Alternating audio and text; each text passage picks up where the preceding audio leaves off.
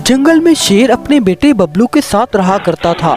शेर बड़ा दया दिल और बहुत अच्छा था और किसी भी जानवर पर अत्याचार नहीं करता था।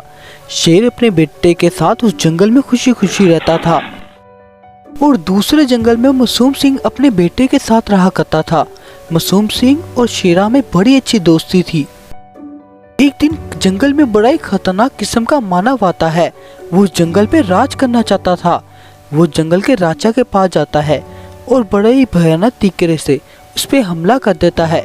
शेर उसके हमले से संभल नहीं पाता और नीचे गिर जाता है।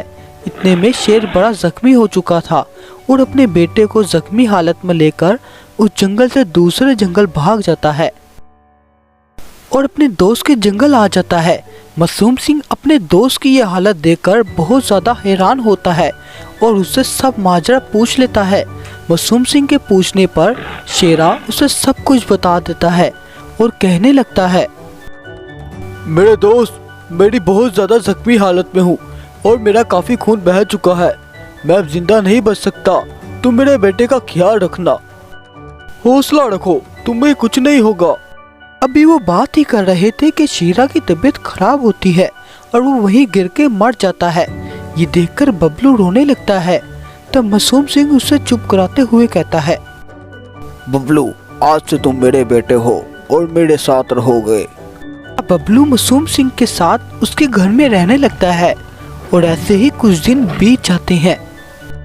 अब मासूम सिंह बूढ़ा हो चुका था, लेकिन बबलू और गोल्डी उसका बेटा जवान हो चले थे। एक दिन मासूम सिंह से बबलू कहता है, आपने मेरा बहुत ख्याल रखा। अब मैं जवान हो चुका हूँ। अब मैं उस दानव से अपने पिता का बदला लेकर रहूंगा और दूसरे जंगल में जाऊंगा। नहीं, तुम्हारी जान खतरे में पड़ सकती है और तुम्हारे पिता वैसे भी मुझे तुम्हें सौंप के गए थे।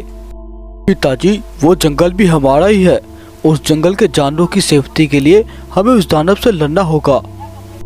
ऐसा बोलते हुए वे वहां से चल पड़ते हैं और लगातार 2 दिन के सफर के बाद वो उस जंगल में पहुंच जाते हैं। अपने सामने वो भयानक दानव जब देखते हैं तो उनको बहुत ज्यादा गुस्सा आता है और बबलू को अपनी पुरानी सभी यादें याद आने लगती हैं। उस दिन मैंने तुम्हारे पिता को मारा था। आज तुम चल आए, बहुत अच्छी बात है। आज रात का मेरा भोजन हो जाएगा। दूसरा राक्षस, अब मैं तुझसे अपने पिता का बदला लेकर रहूंगा और इस जंगल के जानवरों को ज्यादा देर परेशान नहीं रखूंगा। फिर बबलू अपनी पूरी पावर से दुष्ट राक्षस पे हमला करता है और उसको एक ही वार में ठंडा कर देता है। तो दोस्तों, आज की आपको हमारी ये स्टोरी पसंद आई है तो आप हमारे चैनल को सब्सक्राइब और लाइक जरूर करें और कमेंट में अपनी राय का इज़हार जरूर बताएं।